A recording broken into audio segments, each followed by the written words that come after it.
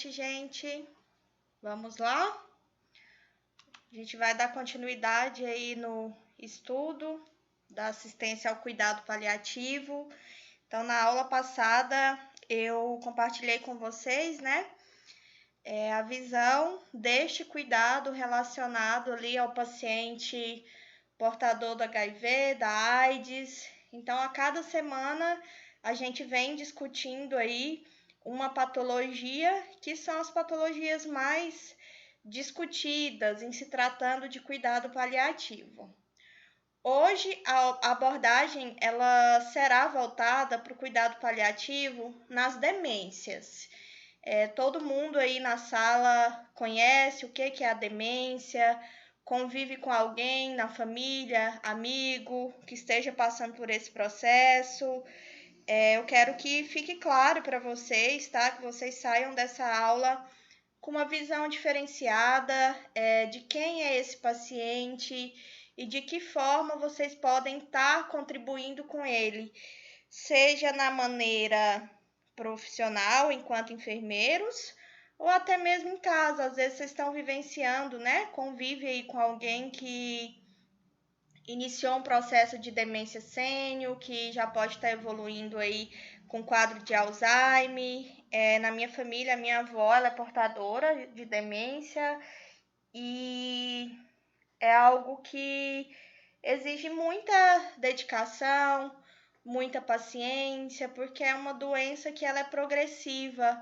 Então, a gente vai estudar que são vários sintomas que vai progredindo até chegar ali na fase final da doença, que é aquela fase que exige um pouco mais de dependência nos cuidados e nas atividades aí da vida diária.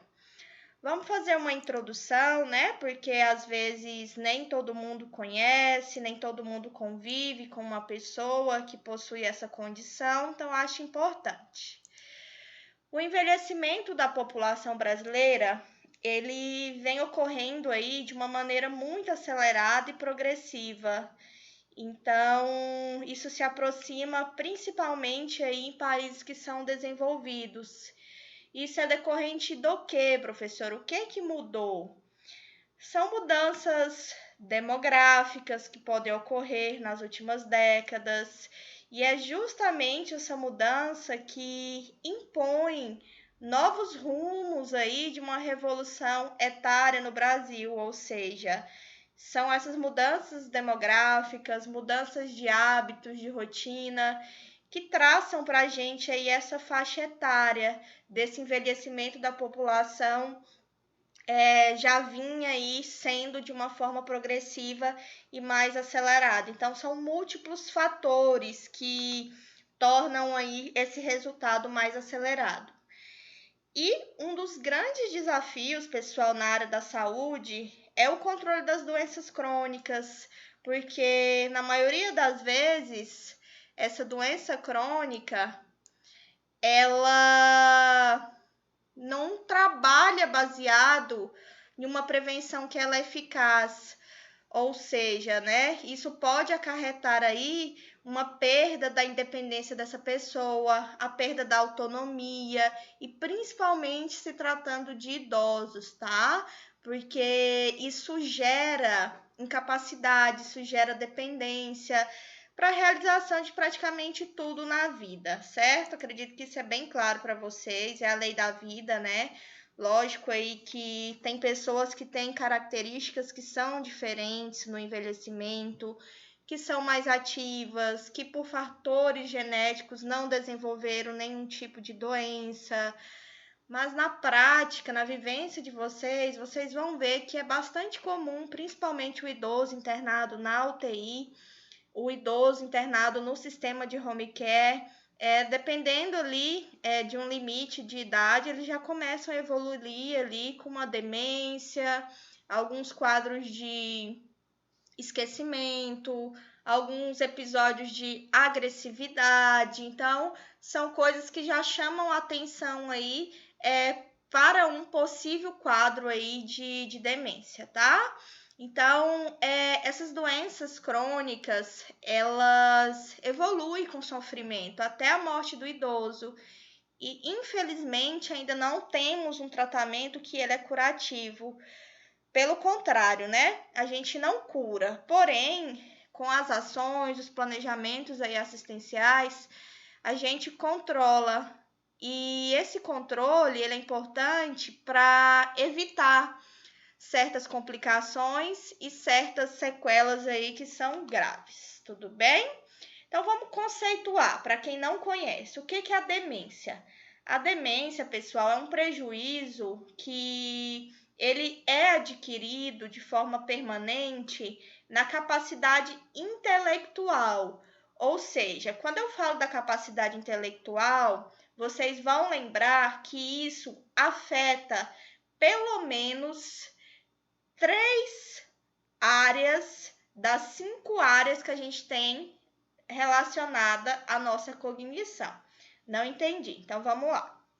Na nossa área da cognição, a gente tem ali 5 etapas que são extremamente importantes para a nossa vivência, para o nosso convívio, para determinar aí ações, para determinar o nosso dia a dia. E quando a demência aí, ela começa a se instalar, esse prejuízo dessa capacidade intelectual, pelo menos 3 dessas 5 áreas da cognição estarão comprometidas aí no processo dessa doença. E o que é que compromete? Memória, a linguagem, a capacidade visoespacial, né? A visão aí do local que a gente se encontra, a emoção e personalidade. Então, essas são as 5 áreas aí da região da nossa cognição. Então, pelo menos 3 dessas 5 áreas, elas estarão afetadas aí nesse prejuízo adquirido na capacidade intelectual da demência, tá? E as principais causas de demência, elas estão relacionadas com a doença de Alzheimer, que é mais conhecida aí. E é um número alto, são aí 60, 70% dos casos relacionados à doença de Alzheimer e o restante algum tipo de demência que ela é de nível vascular, tá? O risco, pessoal, de uma pessoa ser portadora de demência, ela vai dobrando aí a cada 5 anos, a partir do momento que aquela pessoa completa 60 anos de idade.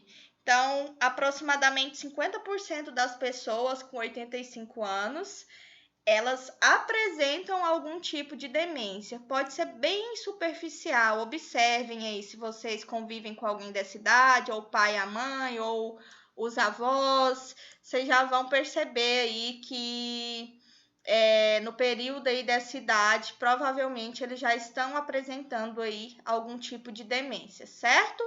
E esse percentual ele assusta um pouco, ele é alarmante, porque está aliado aí à atual condição de envelhecimento da população, né? E isso torna muito presente a discussão do cuidado paliativo envolvido no quadro de demência, porque o número de pessoas dementes, o número de pessoas que estão sendo afetadas ou serão, vai crescer muito nas próximas décadas. Então, por isso que eu quero chamar a atenção para vocês na assistência relacionado aí a esse tipo de patologia, tá? Então, para vocês terem uma noção de como que é o processo dessa doença, eu quero apresentar para vocês as 3 fases. Por quê, professora? Porque cada fase, esse indivíduo, esse paciente, ele vai se comportar de uma maneira diferente. Então, por isso que eu digo que é uma doença que ela é progressiva, ou seja, ela progride. Então, a gente tem uma fase ali inicial, que são sintomas, né? São ações que elas são mais leves, superficiais, e já na fase moderada, isso vai comprometendo um pouquinho mais, a gente já sente ali uma diferença em algumas ações, né, das atividades do dia a dia, e na fase avançada, infelizmente, já tem uma dependência aí praticamente de 100% relacionada a tudo que esse indivíduo necessita para a sua sobrevivência. Então, na fase inicial, prestem atenção aqui comigo. O paciente, ele já mostra ali uma queda significativa no desempenho de algumas tarefas instrumentais da vida diária, né? Só que mesmo ele apresentando aí essa dificuldade, ele ainda é capaz de executar, tá bom? Então, essa fase inicial é aquela fase que o indivíduo ele começa a apresentar ali dificuldade de memória, dificuldade de realizar ali atividades do dia a dia, porém ele ainda consegue realizar. Mas, nessa fase, ele consegue se manter independente, tá? Então percebam a diferença. Na fase inicial, ele mostra uma queda significativa no desempenho das suas tarefas, né? Das suas ações do dia a dia, porém, ele é capaz ainda de executar as atividades básicas do dia a dia, mantendo aí de uma forma independente. Então, tá no início. Percebi ali que a minha avó, que a minha mãe começou a alterar, algumas ações estão diferentes. Opa, vamos observar, vamos acompanhar. Já na fase moderada, pessoal, impacta ali com o comprometimento que ele é a nível intelectual. Então, tem um comprometimento intelectual que ele é maior. Esse paciente, esse indivíduo, ele passa a necessitar de assistência para realizar tanto as atividades instrumentais como as atividades de autocuidado, como escovar os dentes, tomar banho. Então, vocês percebam que a sintomatologia aqui ela já está sendo mais importante. Então, acaba que aqui nessa fase moderada, eu estou ali num cuidado que ele é intermediário. Então, essa pessoa ela já pode necessitar de uma dependência maior das pessoas, porque aqui ele já não tem mais tanta habilidade para realizar as atividades de autocuidado, tá bom? E já na fase avançada, que é a fase ali que é mais preocupante, que ela é uma fase mais dependente, é aquela fase avançada, o próprio nome diz. Então, é aquele paciente que ele já está num momento que ele não consegue mais responder de forma independente às suas atividades instrumentais, às suas atividades de cuidado, né? De autocuidado do seu corpo. Ou seja, resumindo, é aquele paciente que fica acamado, que tem uma necessidade total de pessoas, ou seja, ele não consegue mais alimentar sozinho, ele apresenta sinais neurológicos que são ou mais agressivos ou menos agressivos, tá? Porque ou esse paciente ele vai desenvolver uma hiperatividade, que é aquele paciente que fica mais agressivo, que perde o controle ali, né, neurológico, é aquele paciente que vai ficar mais hipo, né? O hipo é aquele que fica mais apático, que tá ali mais letárgico. É uma condição aí também de uma fase de delírio, né? Que ela pode se enquadrar aí dentro da demência.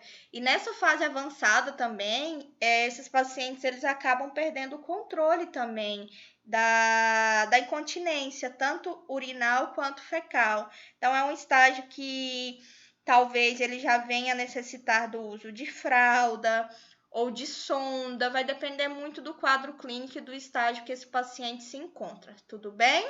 Então, aqui, não saiam deste slide sem ter uma noção dessa diferença da fase inicial, da moderada para avançada. A inicial já inicia ali, né, alguns sinais de que já tem uma alteração, porém ele consegue executar ainda as atividades de forma independente. Na moderada, infelizmente, ele já necessita de uma assistência para realizar algumas atividades, então fica ali no meio termo.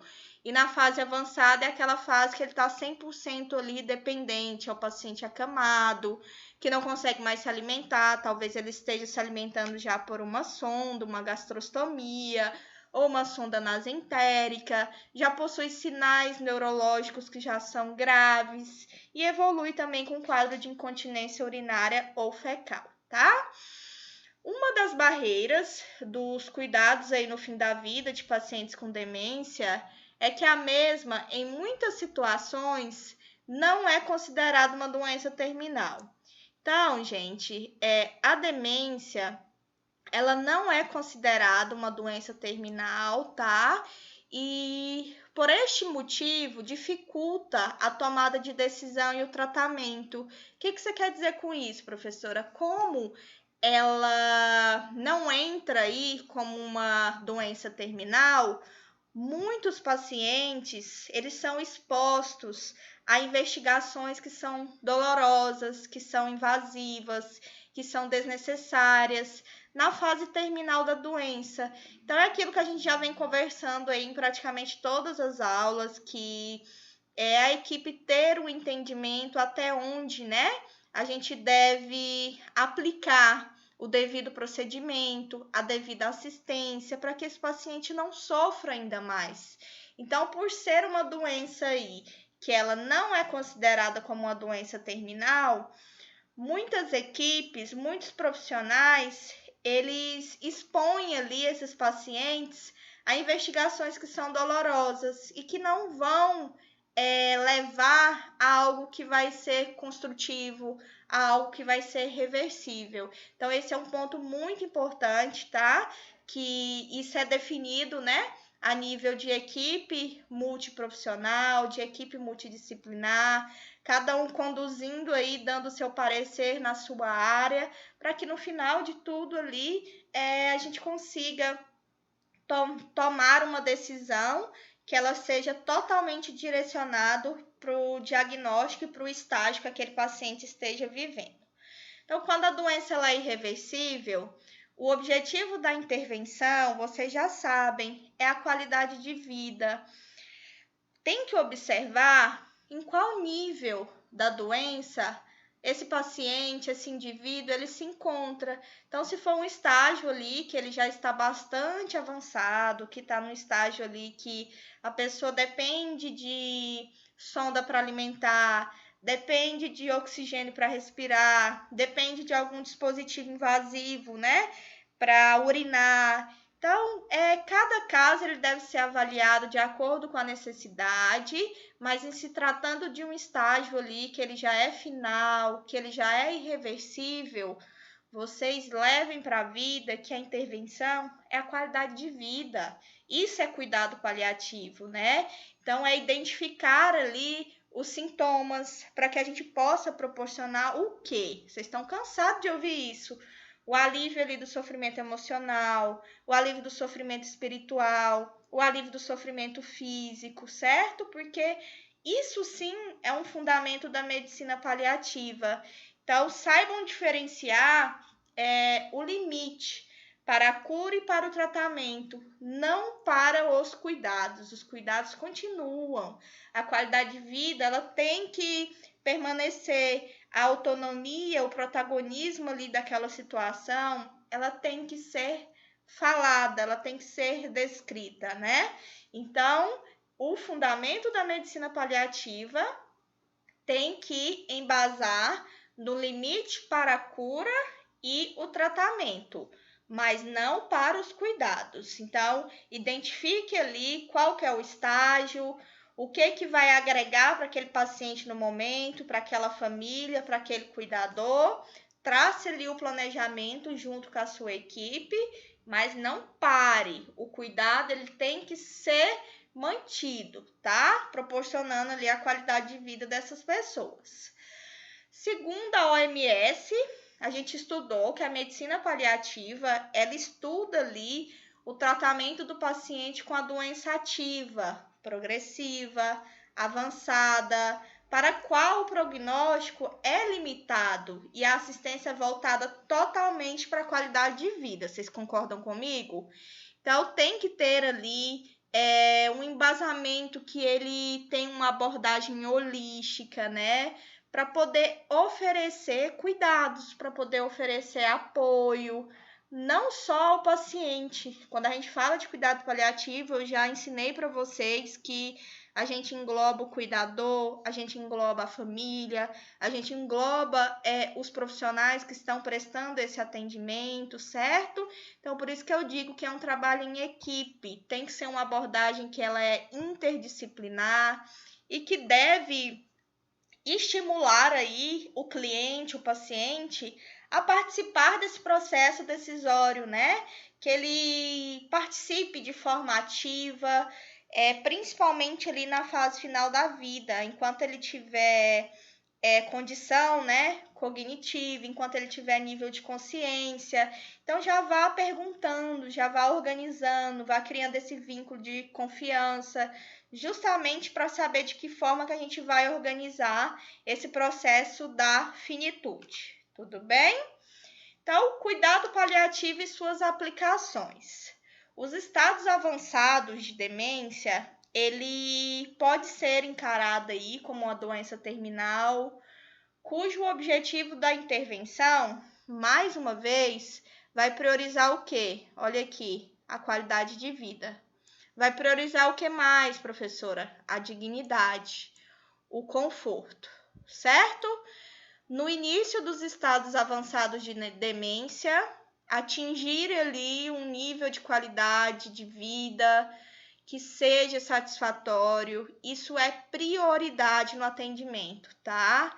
Então, a gente tem que tratar, a gente tem que conduzir, tem que avaliar, tem que identificar os sintomas psiquiátricos, porque é muito comum nessa patologia.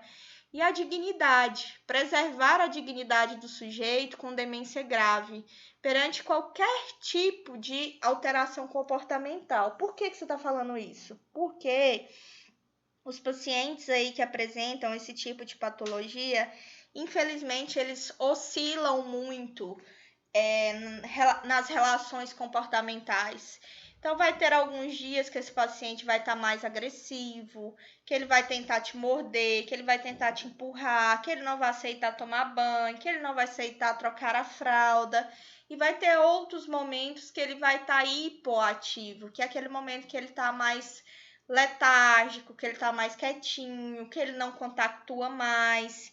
Isso oscila bastante de pessoa para pessoa, do estágio da doença, do nível, né, do vínculo de confiança que essa equipe já conseguiu construir tanto com o paciente quanto com a família. Então, tudo isso vai depender da equipe que está conduzindo o caso, tá? Mas é fato, tá, gente, que nesse processo da doença ocorre aí alterações comportamentais e que essas alterações elas devem ser preservadas.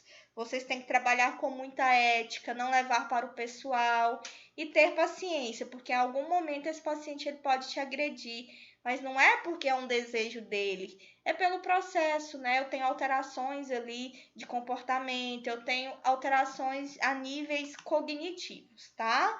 Então, nos estágios mais avançados da demência, tem que assegurar o conforto, tem que ser eliminado intervenções que sejam agressivas. Então, já é definir aí e traçar com a família o que vai ser feito. Vai reanimar, vai manter um cuidado intensivo, se ele vier a piorar, vai solicitar a intubação, vai tratar aquela infecção pulmonar com antibiótico terapia. E vocês já aprenderam que tudo isso é conversado desde o início ali, que se identifica, né, e que se indica esse processo de cuidado paliativo. Não é algo que você vai chegar assim na lata, né, sem sensibilidade e vai perguntar: se parar, vai reanimar? Não, o processo não é dessa forma. Então, você tem que envolver a equipe multi, trazer a psicologia, trazer assistente social junto com vocês, o médico, e ir construindo esse relacionamento com os familiares, com muita honestidade e transparência a respeito do que essa família vai querer aí para a condição desse paciente, tá bom? Então, agora a gente já entendeu o que é a doença, já fizemos uma introdução aí da importância do cuidado paliativo. Agora eu vou trazer para vocês de que forma é feito esse diagnóstico, certo? Então, teve aí uma revisão do Manual de Diagnóstico Estatístico de Transtorno Mental, e ele traz aí a doença de Alzheimer com uma definição de múltiplos déficits cognitivos. Então, para que feche, para que ocorra aí o diagnóstico da doença de Alzheimer, além da perca da memória, que de forma obrigatória isso tem que estar comprometido, tem que estar presente também pelo menos uma das seguintes alterações. Então, preste atenção. Para diagnosticar a doença de Alzheimer, a memória é o primeiro ponto. A perca da memória é a obrigatoriedade. Então, isso aqui tem que estar comprometido. No Alzheimer, né? Uma característica aí é a perda da memória. Acredito que todo mundo já tem conhecimento disso. E além dessa perca aí da memória, além desse comprometimento, tem que apresentar pelo menos uma das seguintes alterações. Então, perca de memória e pelo menos uma dessa seguinte alteração consegue fechar o diagnóstico aí da doença de Alzheimer. Então, o que é? Um desses aí, uma dessas alterações. A afasia, que é o distúrbio ali, né, da fala, na linguagem. A apraxia, que é o distúrbio da execução das atividades. A agnosia, que é a incapacidade para identificar objetos. Então, eu pego uma caneta ali, mostro, ele não consegue identificar qual objeto é aquele. E a disfunção executiva, ou seja, é uma dificuldade ali, é uma incapacidade de planejar e fazer pensamentos ali abstratos de determinadas situações. Então, vamos lá. O diagnóstico ele é fechado com comprometimento ali de forma obrigatória da memória ou pelo menos um dessas seguintes alterações que eu falei para vocês: afasia, apraxia, agnosia e a disfunção executiva, certo? As alterações são graves, tá, pessoal? E causa aí um prejuízo do funcionamento ocupacional, um prejuízo social, e aquela pessoa que antes era capaz aí de executar todas as funções de forma adequada, ela não será mais capaz, infelizmente, certo? E de que forma que a gente chega, de que forma que o médico fecha esse diagnóstico, professora? Através ali de uma análise, de uma busca, né, do histórico, de uma anamnese bem feita, na coleta de informações. Então, é coletar informações das pessoas que convivem para a gente tentar entender quando que iniciou os sintomas, quais foram os momentos, quais são as principais dificuldades, se é a nível de memória, se é a nível de execução física, de atividades. Então, tem que envolver os cuidadores, tem que envolver a família, isso é primordial, porque são essas pessoas que irão conseguir te auxiliar nessa historinha do paciente, certo? E também, né, esses pacientes eles costumam aí já apresentar dificuldade para reconhecer suas próprias limitações. Então, acaba que está perdendo ali uma noção, né, de tudo que está sendo realizado. É uma doença, assim, progressiva e que causa um desespero, uma tristeza da família, porque às vezes você chega lá, às vezes não, é assim que acontece, eu com a minha avó, né?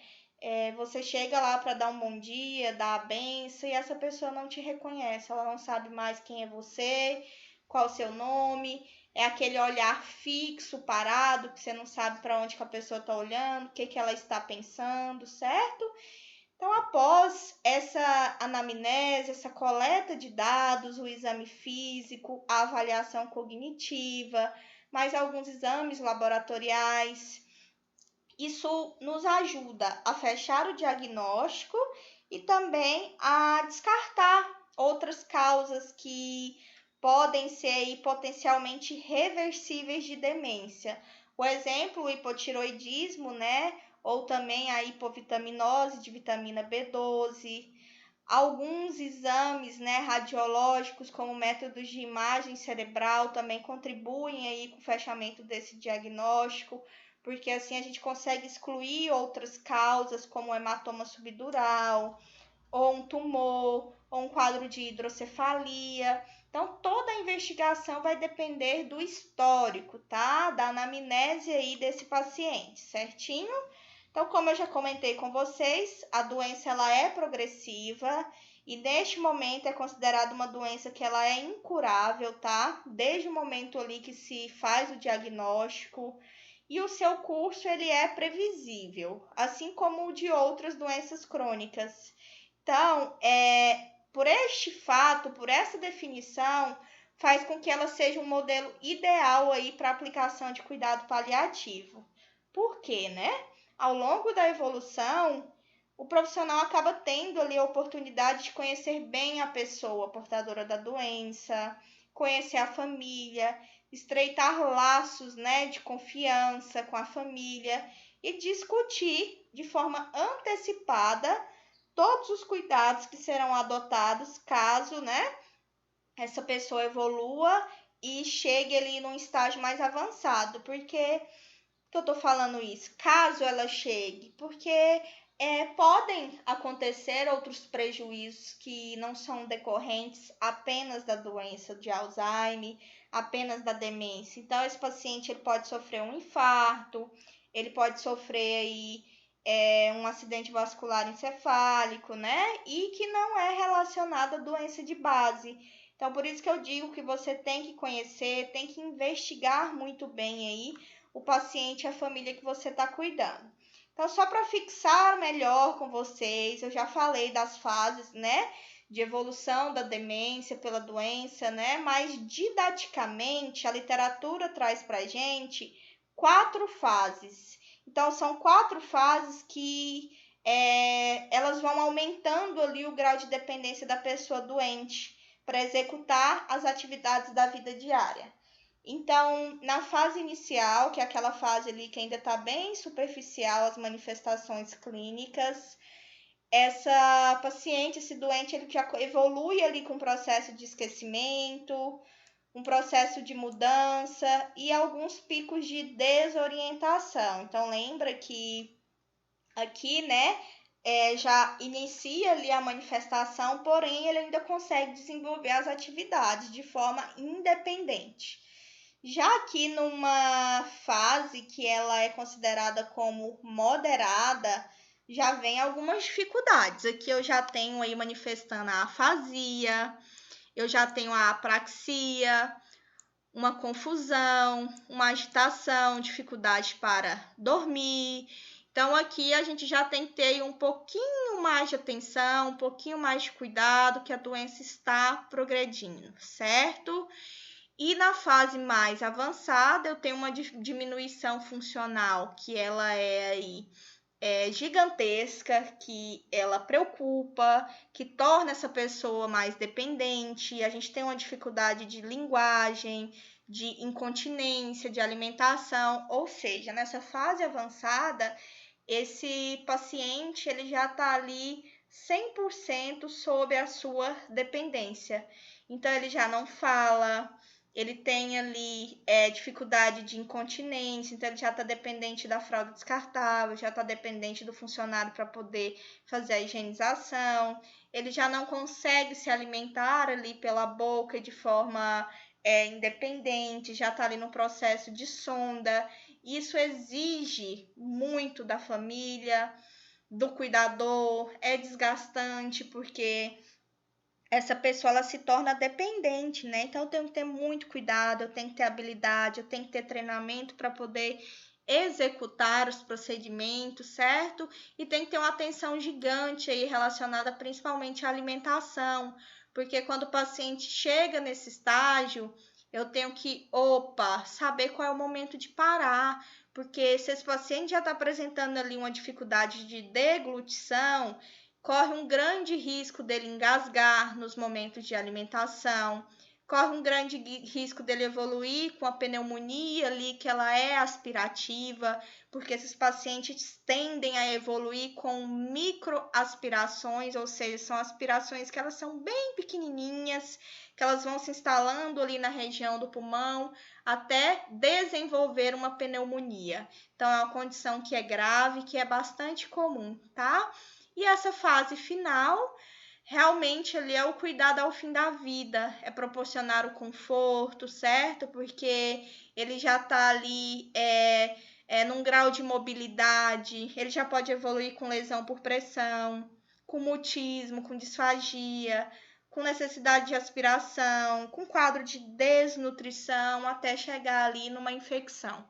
E as infecções que ocorrem nesses pacientes, elas são principalmente relacionadas aí a nível pulmonar, a pneumonia, e a gente verifica bastante infecção relacionada também a nível do trato urinário, pacientes que estão sondados, né, que eles ficam com a sonda por um longo período, então eles evoluem aí com quadro de ITU, que é infecção de trato urinário, né, pelo uso da sonda vesical, e isso pode aí ultrapassar nível de corrente sanguínea e esse paciente evoluir aí com a disfunção múltipla de órgãos, evoluir num quadro de sepse grave e por aí vai, né? Podendo evoluir para o processo da morte, né? Na vivência aí do luto. Então, vocês entenderam essas fases, já conseguem diferenciar quais são as manifestações, qual que é o nível aí de independência, qual que é o nível de dependência, quais são as manifestações mais comuns, é isso que vocês têm que aprender, tá? Aqui eu coloquei um quadro que traz aí algumas situações onde a gente consegue reconhecer a fase final da demência. Então, observe que é um paciente que já está com comunicação verbal precária, que já evolui ali para um quadro de mutismo, certo? É aquele paciente que exige uma máxima dependência funcional para a atividade da vida diária. Então, eu necessito de alguém para me levantar da cama, eu necessito de alguém para tomar banho, para escovar meus dentes, para poder alimentar, para fazer as eliminações fisiológicas. Então, é um paciente que ele é dependente. Ele está vegetando, professor? Eu escuto muito isso. Não, não é um estágio vegetativo, porque apresenta ali ainda, né, uma atividade ali que ela é cerebral. Então, tem pacientes ali que, mesmo no estágio mais avançado, eles têm estímulo à dor, eles conseguem abrir os olhos, só que é um estágio que ele não manifesta realizações de ações, porque houve ali uma perda, né, cognitiva, que ela foi importante, que ela é progressiva e que aos pouquinhos vai tornando ele cada vez mais dependente de outras pessoas. Então, a alimentação pela via oral comprometida, o emagrecimento pela perda de peso, o risco de broncoaspiração, como eu já falei para vocês, né? Devido à alimentação, infecções recorrentes, principalmente a nível pulmonar e a nível de trato urinário, e incontinência urinária e fecal, certo? Então, por ser aí uma doença que ela é crônico-degenerativa, isso exige, né, um comprometimento maior dos cuidadores, uma dependência maior dessa família. E devido a isso, tem um impacto de um desgaste que ele é muito grande, que ele é considerável entre a relação familiar, com alto risco de sobrecarga e estresse das pessoas, tá? O custo físico e emocional sobre os membros da família, isso está bem documentado, bem como a tristeza, né? À medida que progressivamente, que lentamente você vai observando ali que aquele paciente ele está perdendo a vida, que ele não consegue mais te reconhecer.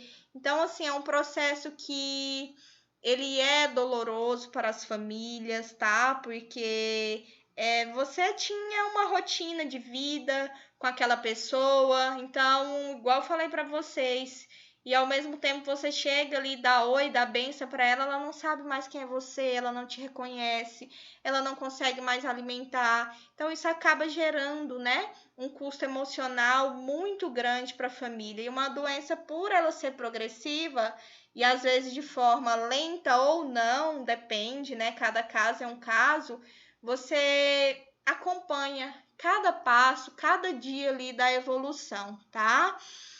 E a intervenção paliativa perante todo esse desgaste físico e emocional, ela vai favorecer a família desse paciente doente. Então, a gente tem por obrigação, tá, pessoal, fazer o acolhimento dessas pessoas, desses cuidadores, certo? Para que eles consigam aí digerir esse processo, para que eles consigam aí tornar esse processo mais ameno, mais doloroso, certo? E que eles consigam já estar um pouco mais preparados para a fase ali final da funcionalidade daquela pessoa que se encontra doente. Então, esses são os critérios de elegibilidade para o cuidado paliativo na demência, tá? Esse FEST é uma escala aí que define, tá, as incapacidades que a gente vai correlacionando se o paciente ele apresenta, né, esses níveis. Então, é um paciente que tem critério ali para doença, critério para se enquadrar aí ao cuidado paliativo. Então, incapacidade de caminhar, de vestir, de tomar banho, incontinência urinal ou fecal, ausência de comunicação verbal significativa, algumas complicações clínicas, né? A pneumonia por aspiração, como eu já falei, infecções do trato urinário, como eu também já falei, sepse, múltiplas lesões por pressão, porque é um paciente que está acamado e se eu não tiver aí uma equipe que ela é capacitada, uma equipe que ela é orientada para fazer ações preventivas como a mudança de decúbito, a hidratação da pele, né? O acompanhamento do aporte nutricional, não sei se todos sabem, né? Mas a nutrição tem uma relação muito grande com o aparecimento de lesões, certo? Febre recorrente pós-antibiótico, uma incapacidade de manter ingestão líquida e calórica suficiente, o emagrecimento, o nível de albumina sérica, né, uma proteína aí importante no nosso organismo. Então, são alguns critérios aí que se enquadram, tá? A modalidade de intervenção. Então, aqui entra uma parte muito importante, né, que realmente são as intervenções. Como vocês já sabem, é um processo que ele deve ser visto, que ele deve ser realizado de forma interdisciplinar, certo? Isso é essencial no cuidado da pessoa que porta esse tipo de doença. Então, vai envolver o enfermeiro, o médico, a fonoaudiólogo, o fisioterapeuta, o psicólogo, o terapeuta ocupacional, o nutricionista, o assistente social, o dentista, o musicoterapeuta. Então, o que é que esse paciente necessita? Então, vá lá, faça avaliação, busque um plano terapêutico que venha aí proporcionar a qualidade de vida para esse paciente que se enquadra ali naquela fase da terminalidade, tá? Porque esse trabalho em conjunto ele proporciona muita qualidade de vida, ele proporciona muitos resultados que são satisfatórios, né? E vocês acabam falando ali a mesma linguagem. Então, ao longo da progressão da demência, as intervenções elas acabam sendo dinâmicas, mas assim, o que não muda, gente, o foco ele vai estar ali sempre no conforto do paciente e de seus familiares. Por que é dinâmico? Porque vai mudar de acordo com a necessidade, de acordo com o estágio da doença naquele paciente. Mas o que não muda é o foco. Eu posso mudar a dinâmica sem perder o foco, concorda comigo? Então, é sempre ali manter o conforto do paciente, das pessoas que estão envolvidas nesse processo do cuidado, com base ali no alívio e na prevenção das complicações. Então, o objetivo do cuidado na demência é justamente, né, identificar e tratar as intercorrências clínicas, estimular o uso da via oral para alimentação, desde que ele tenha condição para isso, senão ele começa a evoluir com microaspirações, reconhecer ali a caquexia da demência avançada, ou seja, o processo do emagrecimento numa fase mais avançada, manter a integridade da pele, isso pega muito aí para assistência de enfermagem, é um dever seu, é um dever meu fazer esta avaliação, assegurar o funcionamento do intestino adequado, porque pacientes que estão constipados, eles costumam, né, evoluir aí com processo de incômodo, de agressividade. É só a gente se colocar no lugar quando a gente passa aí um período maior sem evacuar, isso incomoda muito. Então, imagine aquele paciente que é acamado, que o peristaltismo ele está ali mais parado, que ele não consegue deambular para soltar os gases, que ele é dependente para poder executar, né, a evacuação, que ele está de fralda. Então, a gente tem que pensar muito em tudo isso para poder tomar a decisão.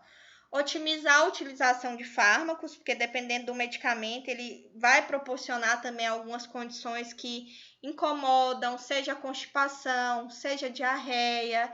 Então, por isso que é importante trabalhar em equipe para poder fazer esse levantamento, né, de tudo que aquele paciente ele está manifestando, para vocês chegarem ali num plano de trabalho que vai minimizar e trazer qualidade de vida ali mesmo naquela situação. Então, eu trouxe alguns pontos que é importante que a enfermagem atua aí na linha de frente desse cuidado. Controle dos sintomas. As intercorrências clínicas, elas devem ser avaliadas de maneira muito minuciosa, tá, gente? Porque essas manifestações, elas assumem aí alguns processos que são atípicos em pacientes idosos com demência. E o que é mais comum de acontecer que eu posso compartilhar com vocês? A pneumonia aguda, tá?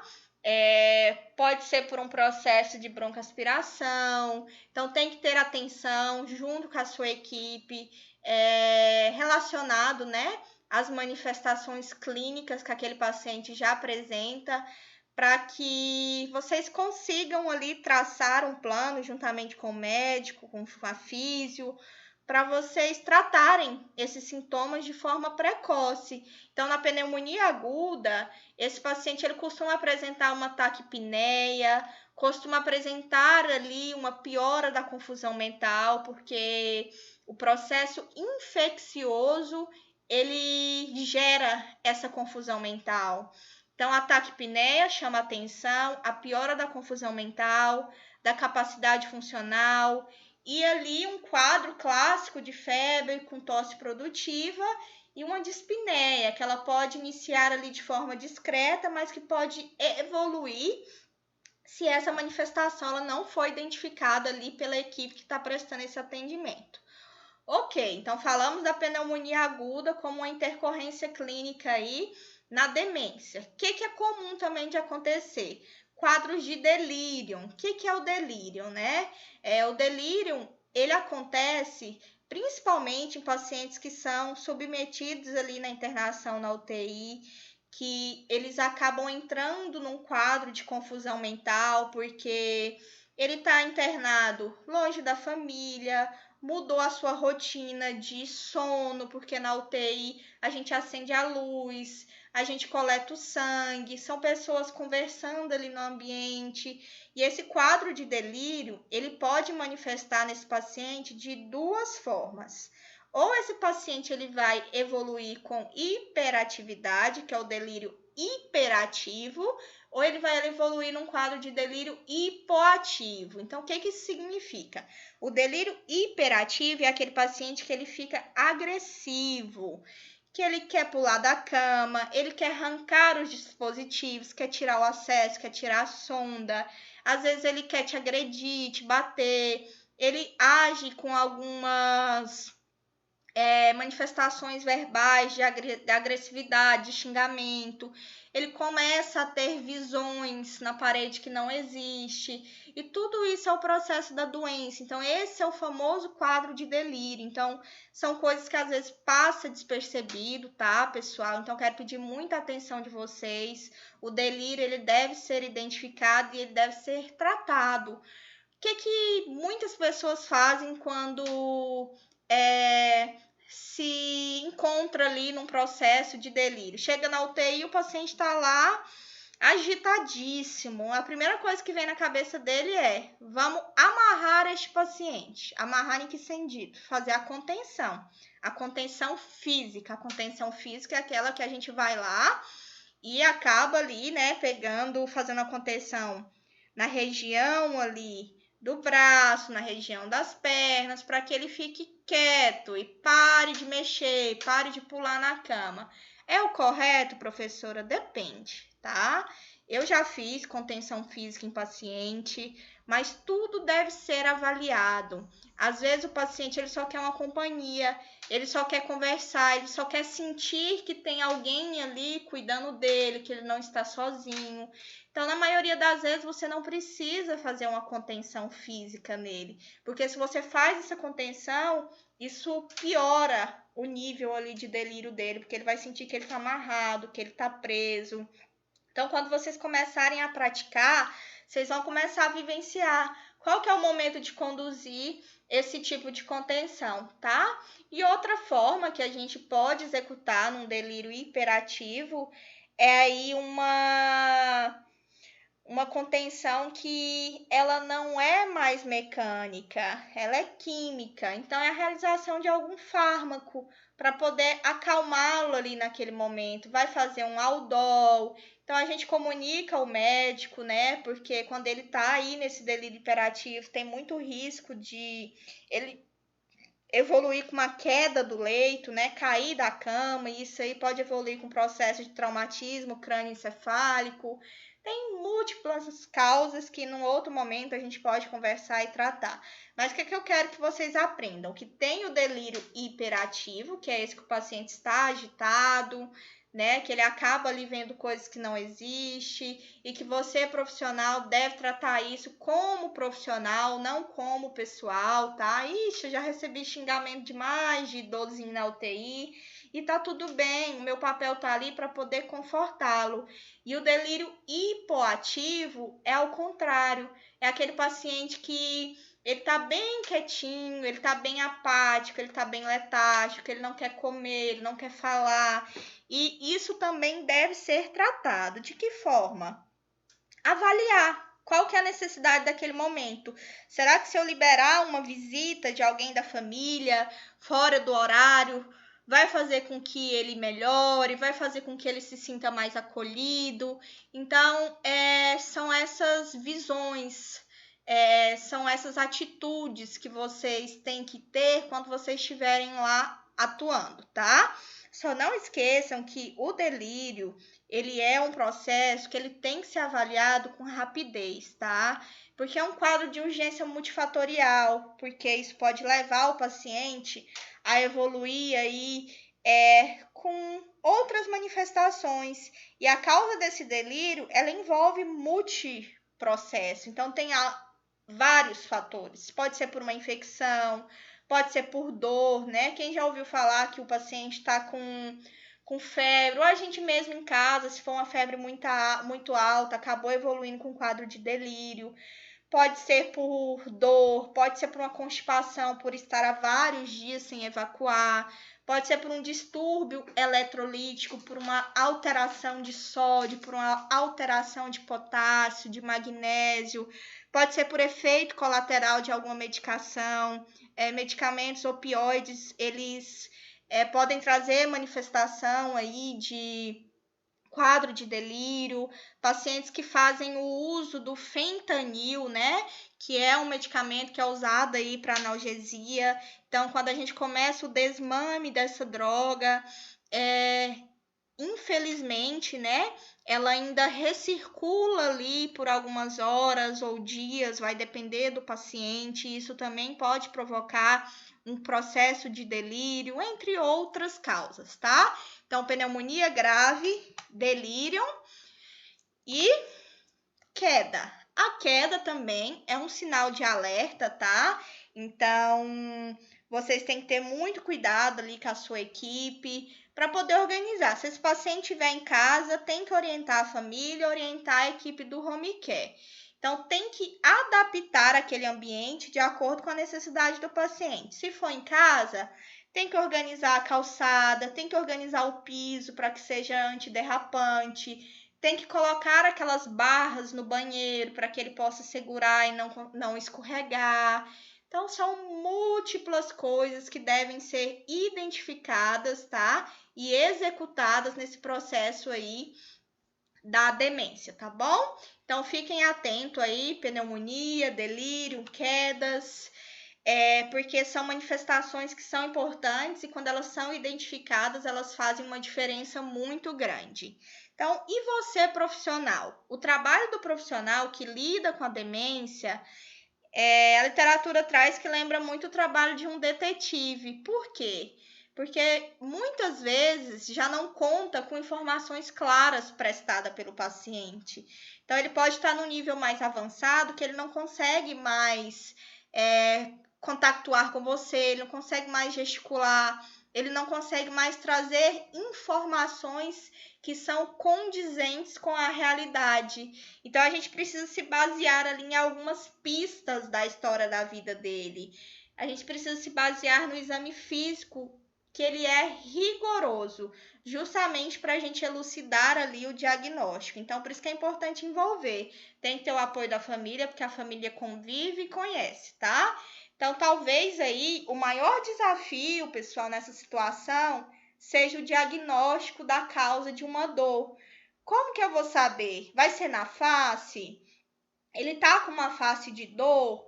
Então, isso envolve muito a observação, isso envolve muito a prática, o conhecimento, porque ele tem um prejuízo grave da linguagem, por isso que é importante a gente observar o que está provocando a mudança dessa face, onde que é a dor? Se ele não consegue me falar, se ele não consegue me mostrar, se ele não gesticula, é uma dor de cabeça, é uma dor no peito, é uma dor abdominal, é uma dor na perna. Então, tudo isso é um desafio aí para o cuidador ou para o enfermeiro que está na linha de frente aí dessa patologia, tá? O transtorno de humor, como eu já falei para vocês, né? Aqui entra também o quadro de delírio. É bastante frequente eles evoluírem aí com esse comportamento que ele é diversificado, depende do dia e depende da evolução do quadro de demência, tá? Então, pelo fato dele evoluir com um quadro de agressividade, às vezes ele vai querer te morder, ele vai querer te bater. Então, isso exige um pouco mais de paciência do cuidador. E, infelizmente, eles cansam.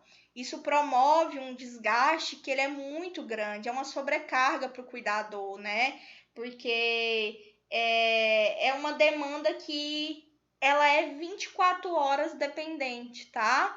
Então, o transtorno aí que é mais frequente é a apatia, a depressão ou a agitação, a agressividade e o delírio. Então, oscila. Amanhã ele pode acordar agressivo e já depois da manhã ele pode acordar apático. À noite ele pode estar depressivo, de manhã ele pode estar eufórico. Então, é dessa forma. E de que forma que conduz, professora? Deixa? É assim mesmo? Não. Então, a gente vai discutir em equipe, tá? O médico ele vai instituir uma terapia medicamentosa que é direcionada, né, para manter ali a calma sem também dopar este paciente. É só um cheirinho ali, um medicamento justamente para manter ele mais tranquilo. Porque esse quadro de agitação, ele pode instalar outras manifestações no paciente, como ataque cardíaco, a sudorese. Então, esse paciente, no momento da raiva, ele acaba manifestando outros sinais e sintomas que não é o objetivo principal ali da causa. Então, vocês entendem? Então, é por isso que isso deve ser visto e diagnosticado ali a tempo, para que não manifeste ali prejuízos que são mais graves nesse paciente, certo? E relacionado à contenção, que é bastante utilizado, até coloco aqui na foto, porque às vezes o profissional tá cansado, tá desgastado, então chegou num plantão ali que vem de outro serviço, o paciente começou a agitar, ele quer calma pro plantão dele, e aí ele vai lá e já faz a contenção nesse paciente, ou seja, amarra, fixou ali a mão dele na grade da cama. Então, cada caso ele tem que ser avaliado, tá, pessoal? Nem sempre essa contenção ela vai ser a solução. Eu entendo que às vezes a gente faz a contenção para preservar, dele não arrancar o tubo, dele não retirar o acesso, mas é como eu estou falando, cada paciente ele vai ser avaliado e entendido de que forma vai ser conduzido aí essa situação. Vai ser feito medicamento, vai conter, vai ligar para um familiar para tentar acalmar. Como que a gente vai conduzir? Foi por um processo de infecção? Foi por um processo de dor? Ele está constipado? Vocês têm que buscar as causas para poder solucionar. A função intestinal, como eu já falei, né, é a constipação, ela é uma causa grande também de desconforto e agitação, então deve ser avaliado diariamente como que está a função, se está preservado ou não, tá? E o cuidado com a integridade da pele, quase que não sai, perdão. Então, lesão por pressão, lesão por umidade, são causas que podem ser evitadas, tá? Então, faz aí o treinamento com a equipe, a mudança de decúbito. Em casa, dá para espaçar um pouco mais, para não fazer de 2 em 2 horas. Na UTI, a gente costuma fazer de 2 em 2 horas, mas tem que avaliar se o paciente tem condição de fazer essa mudança, se a função pulmonar dele não está comprometida, porque geralmente você coloca no decúbito esquerdo, se ele tiver um comprometimento pulmonar, isso vai piorar. Então, tudo tem que ser analisado entre equipe para poder traçar aí a estratégia. Hidratação da pele, né? Nos locais aí de proeminências ósseas, isso também deve ser organizado. Instalar no leito, na cama desse paciente, colchão pneumático, colchão casca de ovo, para poder evitar o atrito, né? Colocar protetor de calcânio, protetor de cotovelo, protetor de cabeça. Existem muitos materiais que nos ajudam aí a trazer esse conforto e a prevenção da lesão por pressão. Ter cuidado sempre na hora de trocar o lençol, para ver se ele ficou esticadinho, para evitar aí o atrito, se não ficou nenhum objeto, nenhum equipamento embaixo desse paciente, tá? Não deixe esse paciente com a fralda úmida, usar coberturas para trabalhar a prevenção de assadura. Tem vários fatores que ajudam aí nessa prevenção. E trabalhar em conjunto a orientação com a família ou cuidador. Traçar para ele uma agenda diária da rotina desse paciente, fazer uma avaliação e uma intervenção ambiental para ver se aquele local está apropriado para esse paciente passar ali o restante nessa fase terminal da vida, certo? Alguns exercícios para diminuir a ansiedade, a inquietude e apoiar essa família, tá? A morte, na maioria das vezes, ela vai acontecer decorrente de infecção. Então, na maioria dos casos, o paciente com demência, ele realmente vai morrer de infecção. Ou vai ser uma infecção, né, a nível ali respiratório, como eu já falei para vocês, ou uma infecção relacionada por uma infecção de trato urinário, ou por uma lesão por pressão também. Então, assim, são infecções aí que elas são oportunistas, tá? Esse paciente ele já se encontra debilitado, ele já se encontra desnutrido, ele já se encontra com uma imunidade, então ele tá bem sensível e é a hora aí que esses micro-organismos, né, que são oportunistas, eles acham um local aí para eles se proliferarem, certo? Ou também por uma incapacidade de manter ingesta hídrica ou calórica que seja compatível com a vida. Então, dependendo do grau de desnutrição, ele também pode evoluir a óbito, certo? E nós, profissionais, a gente precisa concentrar esforços para tornar o ambiente de vivência mais acolhedor, certo? Identificar, é uma música, é um ambiente mais religioso, é buscar, tá bom? Então, para vocês fixarem, eu coloquei aqui quando abordar os cuidados paliativos na demência, depois vocês pausam aí, é tudo que eu já falei, tá? Só para vocês fixarem.